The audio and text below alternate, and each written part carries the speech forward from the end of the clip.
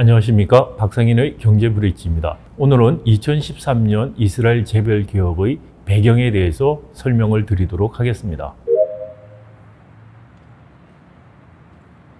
이스라엘은 중동에 위치한 나라입니다. 서쪽으로는 지중해를 마주하고 있으며 북쪽으로는 레바논과 시리아, 그리고 동쪽으로 요르단, 남쪽으로 이집트와 국경을 접하고 있는 강원도 크기 면적의 국가입니다. 이스라엘이 사실상 무력으로 점령하고 있는 서안 지역, 웨스트 뱅크 지역을 합쳐서 역사적으로 팔레스타인 지역이라고 부르고 있습니다. 팔레스타인 지역은 서기 6년에 이스라엘의 마지막 왕조였던 헤롯 왕조가 멸망한 이후에 로마 제국, 동로마 제국, 그리고 아랍 무슬람들의 지배를 받아왔습니다.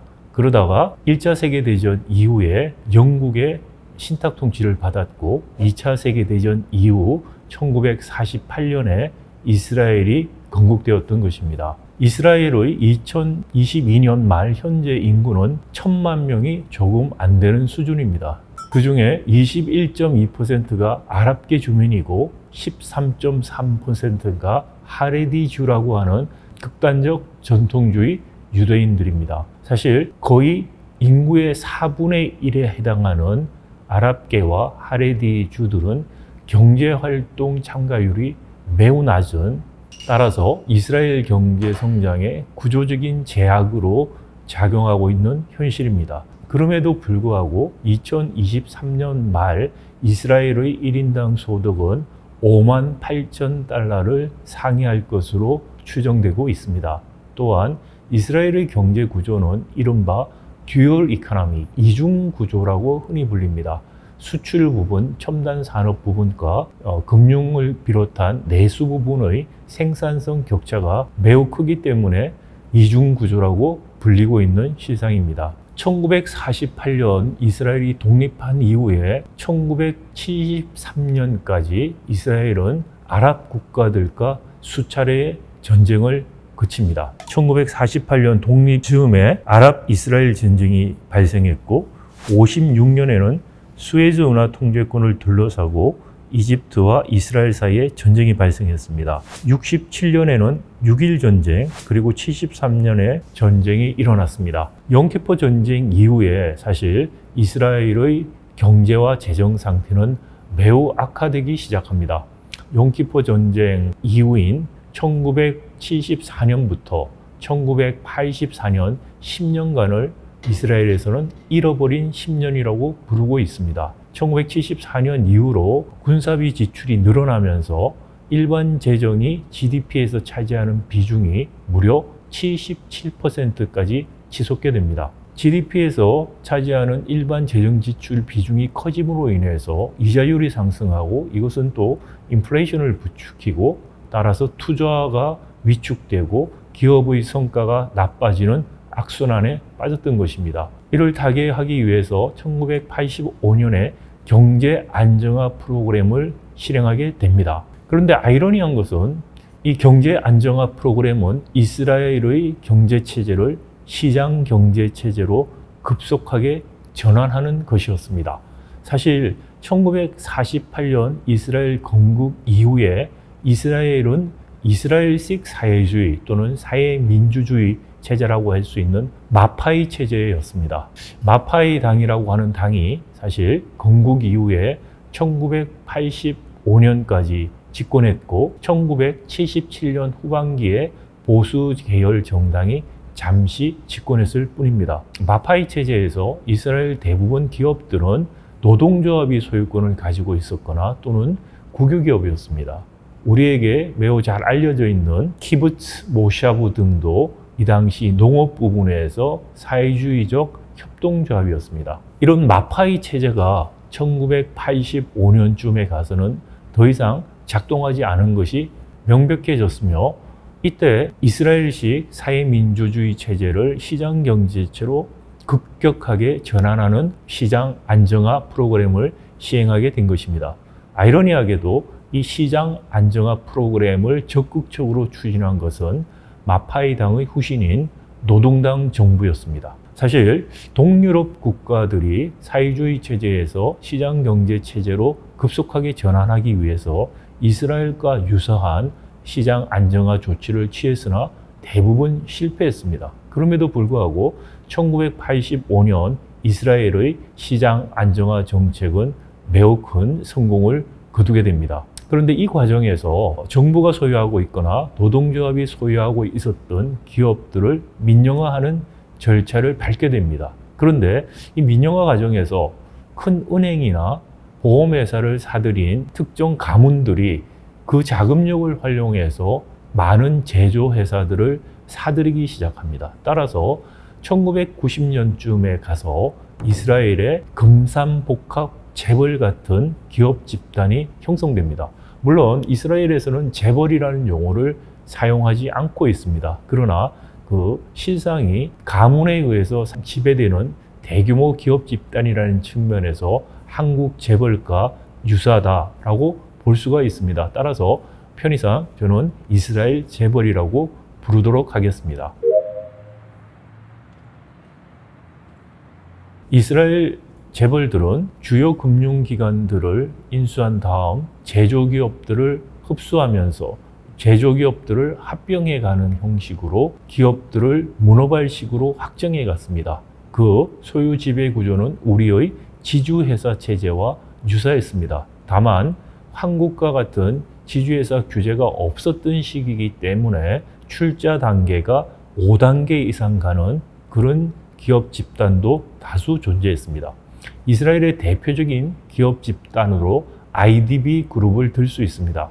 IDB 그룹은 이스라엘의 가장 큰 보험회사를 소유하면서 동시에 이동통신회사, 그리고 우리 이마트와 같은 유통회사, 그리고 신문사, 시멘트 등등 여러 분야로 문어발식 확장을 했었습니다. 그런데 무엇보다 이스라엘 재벌들의 중요한 특징은 금융 부분에 매우 많이 진출하고 있다는 것입니다. 그림에서 보시는 것처럼 금융 부분에 이스라엘 기업 집단에 속한 회사들이 압도적으로 많았다는 것. 그래서 이스라엘 재벌 개혁에 대한 논의에서는 이 금산복합 재벌 문제, 즉 금산분리 문제가 가장 심각한 이슈가 되었습니다. 재벌들의 출현에 대응해서 이스라엘 정부는 여러 가지 대응책을 순차적으로 내놓은 바 있습니다. 복수의결권 제도를 최근에 도입한 우리와 반대로 이스라엘은 1990년대에 새로운 차등 의결권 또는 복수 의결권 발행을 법적으로 금지했던 것입니다. 또한 1995년에서 96년 사이에는 은행들이 소유하고 있던 비금융 회사들을 매각하도록 명령했고, 2003년과 2008년에는 은행들이 소유하고 있던 비은행 금융기관을 매각하도록 했습니다. 즉 이른바 은산분리를 위한 조치들을 순차적으로 시행했습니다. 이런 조치에도 불구하고 여전히 금융기관을 활용한 비금융회사, 제조회사를 확장해가는 이스라엘 재벌들의 경제력 집중은 심화되기 시작합니다. 2007년에 당시 히브루 대학의 박사과정 학생이었던 코센코 박사가 학위 논문으로 이스라엘의 경제력 집중을 실증적으로 보여준 바가 있습니다. 이 논문은 1995년부터 2006년 사이에 텔아비브 증권거래소에 상장된 650개 기업의 자료를 활용해서 이스라엘의 경제력 집중의 심각성을 보여줬습니다. 자본시장 집중도를 보면 24개 기업 집단이 상장기업의 약 23%를 차지하고 시가총액은 무려 68%를 차지함을 보여줬습니다. 또 10대 기업 집단이 시가총액의 무려 41.3%를 차지했습니다. 자산 집중도 측면에서도 1위 기업 집단이 자산 총액이 GDP의 19.4% 수준이고 5대 기업 집단의 자산 총액이 GDP의 62.8% 수준이었습니다. OECD 국가와의 비교를 통해서도 이스라엘이 이미 매우 높은 경제력 집중 상태에 있음을 이 논문에서 확인할 수 있었습니다. 사실 이 당시 이스라엘의 경제력 집중 정도를 우리와 비교하자면 우리나라 1980년대 중후반 수준이었다고 생각이 됩니다. 사실 우리나라도 1980년대 중후반에 이르러서 재벌의 경제력 집중에 대한 규제가 필요하다는 논의가 활발히 일어났고 입법적인 조치가 일어났던 시기였습니다. 코센코의 논문은 그동안에 막연하게 가지고 있었던 이스라엘 재벌에 의한 경제력 집중 문제를 매우 구체적인 자료를 통해서 확인하게 되었고, 따라서 이스라엘에서 구체적인 개혁이 필요하다는 논의에 불을 당겼습니다. 특히 2009년과 2010년쯤에는 유력 정치인들이 이스라엘 재벌과 관련된 정치 스캔들에 휩쓸리기 시작했으며, 또 IDB 그룹 같은 기업 집단들이 미디어 기업까지 인수합병하면서 언론에 대한 영향력이 지나치게 커진다는 우려가 생기기 시작합니다. 나아가서 20세기 초 미국의 진보적 운동에서 이야기했던 경제력 집중에 의한 민주주의의 파괴, 또 시장 경제의 붕괴 문제를 심각하게 받아들이기 시작합니다. 경제력 집중이 된 기업 집단이 몰락하게 될 때 시스템 리스크가 발생할 수 있다는 문제, 경영에 대한 능력이 검증되지 않은 이세로의 세습이 이루어질 수 있다는 문제, 기업들이 터널링을 통해서 총수 일가가 사익 편취를 할 수 있다는 문제, 그리고 여러 사업 분야에 진출한 재벌들 간에 담합이 이루어질 가능성이 더 크다는 문제, 또 금융산업과 비금융산업의 결합됨으로 인해서 금융 부분의 경쟁이 제한되고, 또 금융 레버리지를 활용해서 비금융 제조 부분에서 경쟁이 왜곡될 수 있다는 문제 등등, 사실 한국 사회가 지금 겪고 있었고 진보적 운동이 경고했던 그런 문제의식들을 가지게 된 것입니다. 따라서 이에 대응해서 이스라엘 정부가 2010년에 Committee on Increasing Competitiveness in the Economy, 즉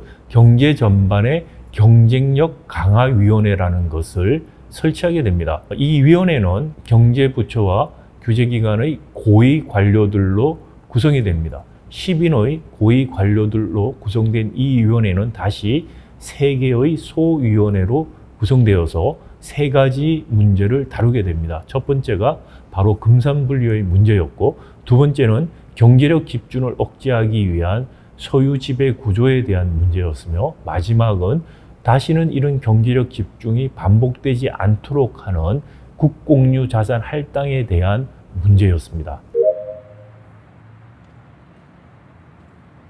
경쟁력 강화위원회는 중간 보고서를 발행한 이후에 공청회를 개최했고, 2012년 3월에 최종 보고서를 발행하게 되며, 이 최종 보고서를 기초로 해서 이스라엘 의회 크네셋에서 논의를 거친 결과 2013년에 이른바 반경제력 집중법이 입법되는 과정을 거칩니다. 그런데 이 입법 과정, 2010년부터 2013년까지의 입법 과정이 순탄했던 것만은 아닙니다. 당연히 그 당시 이스라엘 재벌들은 입법에 대해서 극렬하게 저항했으며, 오히려 피라미드 구조의 재벌 체제가 안정적이다, 또는 이스라엘같이 경제 규모가 작은 나라에서는 불가피한 현상이다 등등 많은 언론과 학자들이 동원되어서 재벌 편에서 논의를 진행하게 됩니다. 그러나 재벌 개혁의 필요성은 이스라엘의 정치인들 뿐만이 아니고 미국에서 활동하고 있었던 유대인 학자들에 의해서도 지지를 받게 됩니다. 대표적인 사람으로 당시 이스라엘 은행의 총재를 역임했던 스탠리 피셔라는 교수가 있습니다. 사실 스탠리 피셔는 보수적인 경제학자로 알려져 있습니다. 그럼에도 불구하고 스탠리 피셔는 이스라엘 현실에서 볼 때 경제력 집중의 심화가 결국은 시장 경제의 근간을 흔들 것이라는 입장을 가지면서 이스라엘 재벌 개혁을 지지했습니다. 또한 이스라엘 출신의 하버드대 상법 교수로 유명한 학자 역시 이스라엘 재벌 개혁을 적극적으로 지지했습니다. 미국의 진보적 또는 보수적 학자 여부를 떠나서 이스라엘과 관련된 학자들이 이스라엘 재벌 개혁을 지지했을 뿐 아니라 사실 이 당시에 이스라엘 재벌 개혁을 추진했던 정부는 바로 네타냐후 정부입니다. 매우 보수적인 정치인으로 알려진 네타냐후 정부에서 이런 재벌 개혁을 시행하고 입법화했다는 것은 시사하는 바가 매우 큽니다. 재벌 개혁이 추동력을 가지고 입법화될 수 있었던 것은 한 언론인의 헌신적인 노력도 매우 중요했습니다. 더 마크라는 이스라엘 경제지의 편집인이었던 롤릭이라는 사람은 코센코의 논문 이후에 이스라엘 경제개혁이 필요함을 지면을 통해서 지속적으로 연속 보도를 함으로 인해서 이스라엘 재벌개혁의 동력을 살렸다는 평가를 받고 있습니다. 이스라엘 재벌개혁과 맞물려서 또 하나 재미있었던 현상은 2011년에 일어났던 대규모 시위입니다. 식료품값과 렌트 값이 갑자기 치솟자 이스라엘 전역에서 페이스북을 활용하고 대학생들이 주도하는 시위가 일어났습니다. 사실 이 이전까지 이스라엘에서 경제적인 문제로 이런 대규모 시위가 발생한 적은 거의 없었습니다. 이 시위에 맞서서 이스라엘 정부는 단지 카르텔 문제라든지 또는 특정 산업에 국한된 문제로 치부하지 않고 이것을 계기로 오히려 경제 구조를 바꾸는 이스라엘 재벌 개혁이 필요하다는 식으로 이야기를 하게 됩니다. 이거 역시 네타냐후 정부 때 일어난 일입니다. 이스라엘 정부는 1990년 민영화 이후에 등장한 이스라엘의 금산복합 재벌에 대응해서 근본적인 개혁을 추진합니다. 그 결과 2013년에 반경제력 집중법이 입법되게 됩니다. 이 반경제력 집중법은 여야가 거의 만장일치로 통과시킨 법안입니다.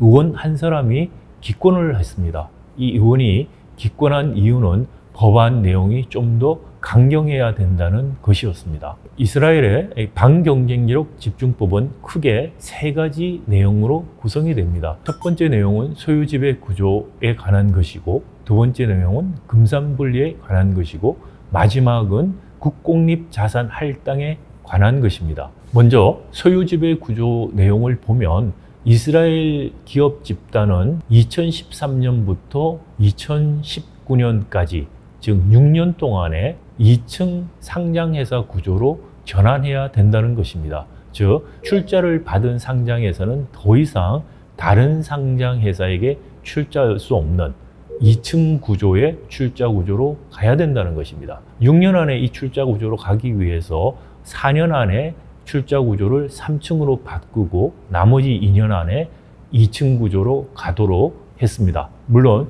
새로이 생기는 기업 집단은 2013년부터 2층 구조를 따라야 한다는 것이었습니다. 두 번째 내용은 금산분리에 관한 것이었습니다. 사실 이스라엘은 금산복합 재벌이 굉장히 큰 문제였기 때문에 반경쟁력 집중법을 만들 당시에 금산분리가 가장 중요한 사회적 이슈였습니다. 초안에서는 아주 강한 금산분리안이 제시되기도 했습니다. 즉 실물회사와 금융회사를 동시에 지배하는 것을 아예 막자는 것이었습니다. 그런데 결국 법안에는 주요 금융회사와 주요 실물회사를 동시에 지배하는 것을 막는 것으로 약간 완화가 되었습니다. 주요 금융회사와 주요 실물회사에 대한 정의는 규모에 의해서 정해지는 것입니다. 이 정의는 경쟁력 집중위원회에서 중간보고서, 최종보고서, 그리고 이 법안에서 더욱더 강화되는 방향으로 바뀌어 나갑니다. 구체적으로 살펴보면 주요 금융회사는 기업 집단 전체의 금융자산이 400억 세계를 초과하는 금융은행 또는 비은행 금융기관 그리고 클리어링 하우스를 포함합니다. 주요 비금융회사는 기업 집단 전체의 매출 또는 부채가 60억 세계 이상 또는 한 개 이상의 독점 시장에서 기업 집단 전체 매출이 20억 세계 이상인 비금융회사를 의미하게 됩니다. 사실 액수가 우리한테 와닿지는 않는데요. 중간 보고서에서 처음에 제시했던 조금 더 약화된 안에서 주요 금융회사의 금융자산이 400억 세겔이 아닌 500억 세겔이었습니다. 이때 500억 세겔은 이스라엘 총금융 자산의 2.5%에 해당하는 것이었고, 비금융회사의 기준은 60억 세겔이 아닌 80억 세겔이었습니다.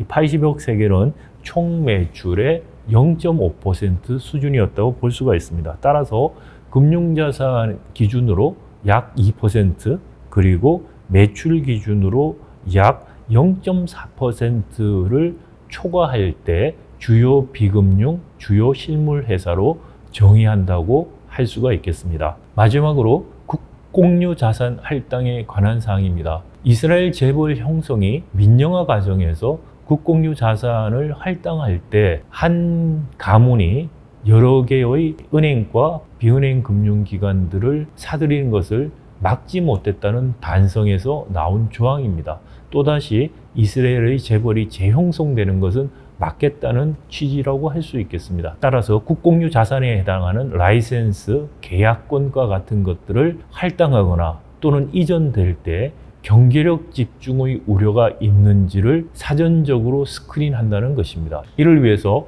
경제력 집중 완화위원회라는 것이 만들어졌고 3명의 위원으로 구성이 되었습니다.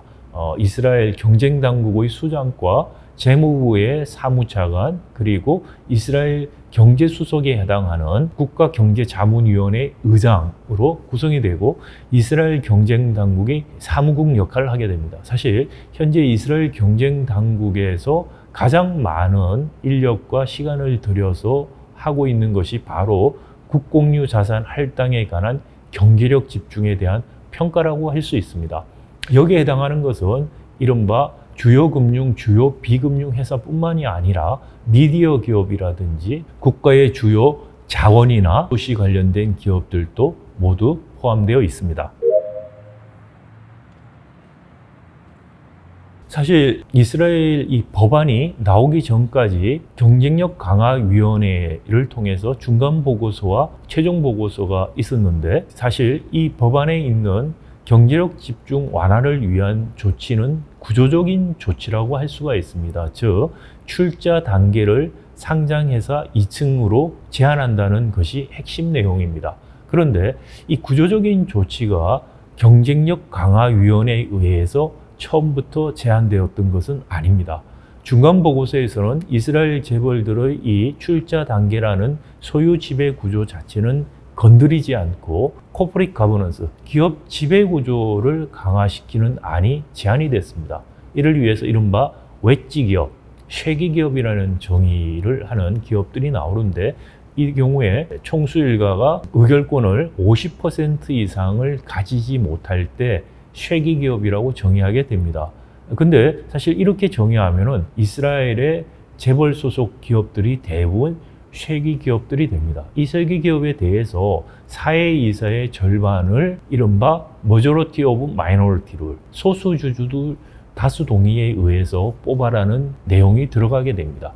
이에 대해서 이스라엘 재벌들은 너무나 코퍼레이트 가버넌스에 대한 부담이 크다고 하는 부정적인 의견을 내놓았고, 또 이스라엘의 기관 투자자들 역시 그 정도의 사회이사를 추천하는 것에 대해서 상당한 부담을 느끼게 됩니다. 따라서 최종 보고서는 구조적인 조치와 코퍼레이트 가버넌스 조치를 결합하는 식으로 변경이 됩니다. 즉, 기존 재벌들은 상장회사 3층 구조를 유지하고 우리로 따지면 손자회사에 해당하는 기업들의 기업 지배 구조가 매우 취약할 수 있기 때문에 이 기업들, 이때 총수 일가가 33% 이상의 지분을 가지지 못하는 손자회사에 해당하는 기업들에 대해서는 사회이사를 3분의 1 이상 Majority of Minority 룰로 뽑게 한다라든지 하는 중간 보고서에 있었던 기업 지배 구조 규제를 강화하는 내용을 담았습니다. 근데 이 역시 입법 과정에서 이스라엘 재벌과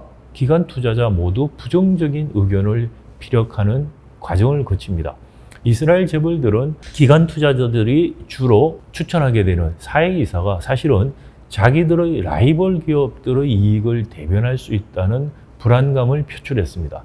기관 투자자 역시 중간 보고서 때와 마찬가지로 너무나 많이 기업 경영에 자기들이 책임을 진다는 것에 대해서도 부담스러워했습니다. 그래서 결국은 상장회사 2층 구조로 만드는 입법이 최종적으로 이루어졌던 것입니다.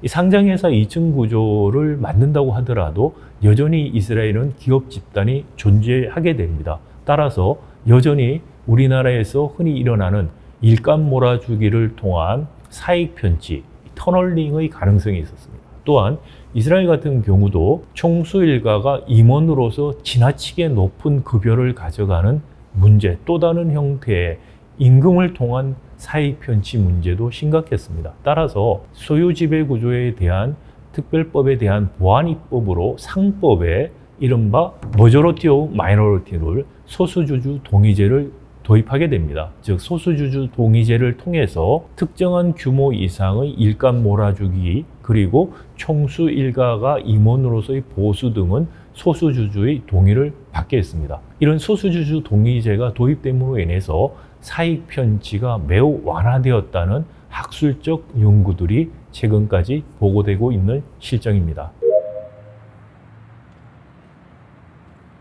이 반경제력 집중법은 2013년에 입법되어서 6년 동안 시행되었습니다. 2019년 12월에 이 법의 주요 내용 2가지 시행이 완료됩니다. 이스라엘 재벌들의 출자 구조가 상장회사 2층 구조가 되어야 되고 주요 금융회사와 주요 비금융회사를 동시에 지배할 수 없다는 것이었습니다. 그 결과 이스라엘의 경제 구조는 매우 경쟁적이고 경제력 집중의 우려가 해소되는 계기가 되었다고 평가되고 있습니다. 구체적으로 살펴보면 다음과 같습니다. 2008년에 34개에 해당했던 기업 집단의 수가 2018년에는 16개로 감소했습니다.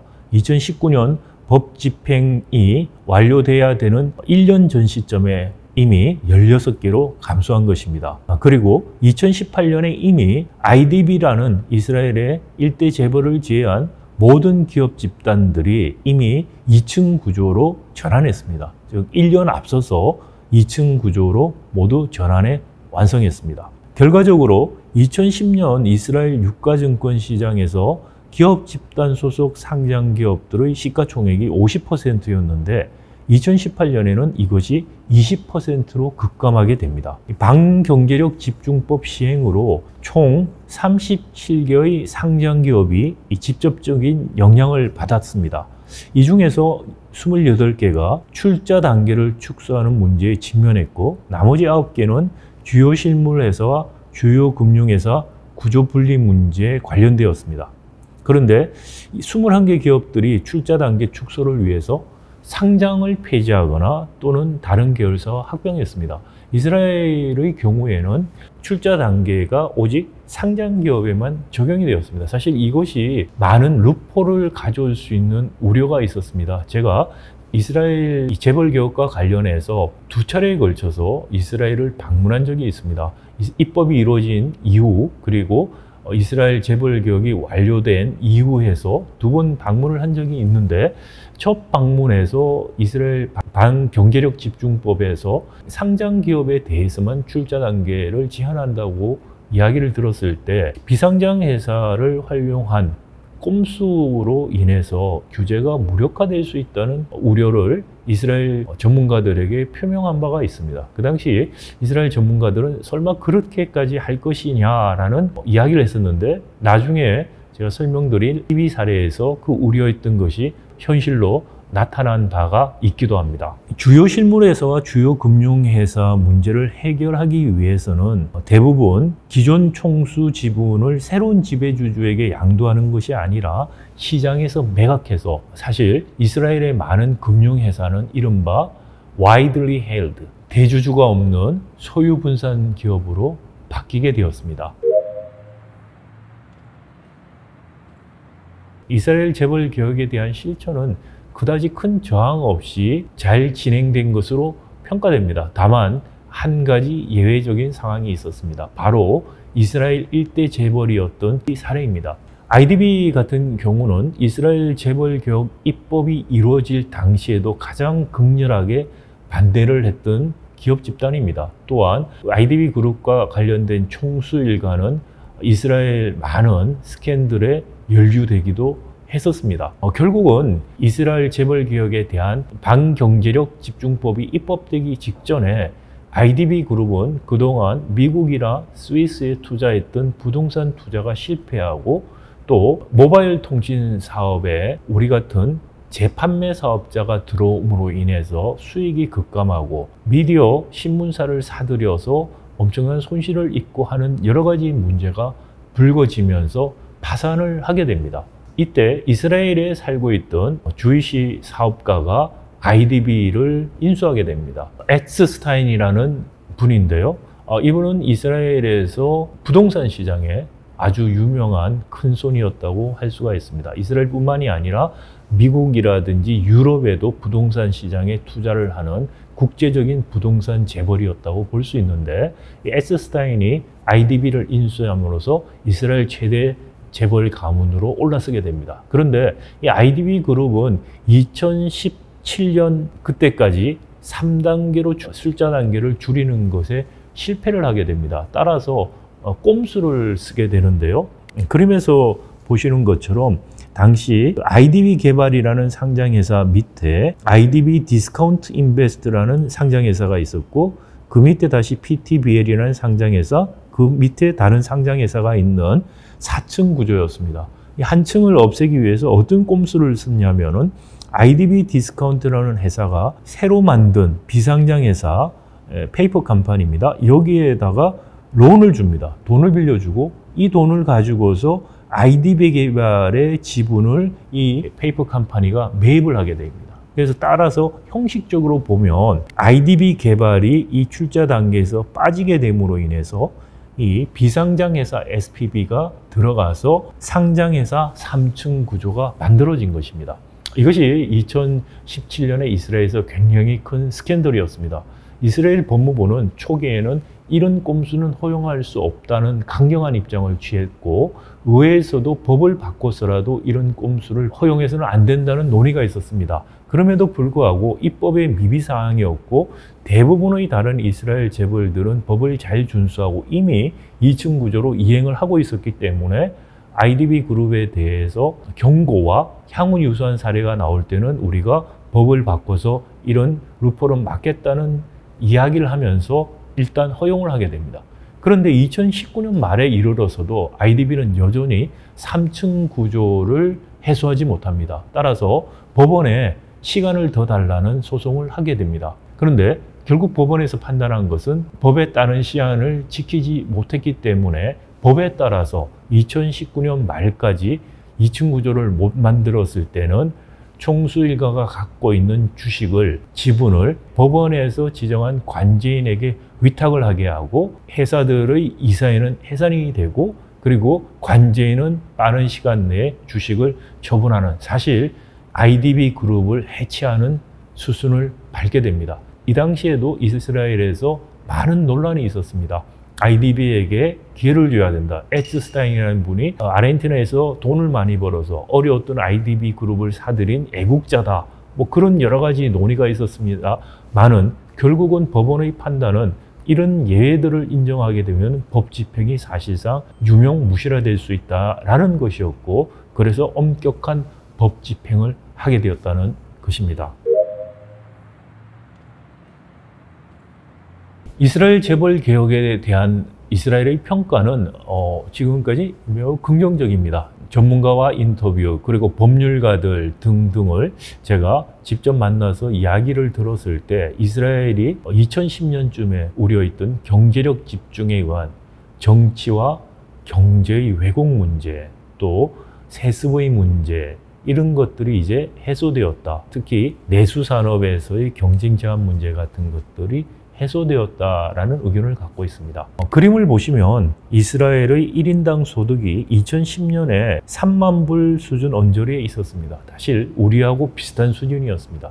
그런데 우리는 3만 불 초반에서 계속해서 1인당 소득이 왔다 갔다 하는 행보를 보이고 있습니다. 그럼에도 불구하고 이스라엘은 2010년 이후에 지속적으로 1인당 소득이 증가하면서 2023년 현재 5만 8천 불을 상회할 것으로 예상되고 있습니다. 이스라엘 재벌 개혁이 성공해서 이런 성장을 했다는 그런 근거를 말씀드리는 것은 아닙니다. 다만 재벌개혁이 이스라엘 경제에 어떠한 부정적인 효과를 미쳤다고 보기는 어렵다는 증거로는 충분하다고 생각됩니다. 이스라엘이 만약에 2010년에 이런 경제구조 개혁에 성공하지 못했다면 이처럼 지속 가능한 성장을 했을까라는 의문들을 이스라엘 지식인과 정치인들은 가지고 있음을 확인할 수 있었습니다.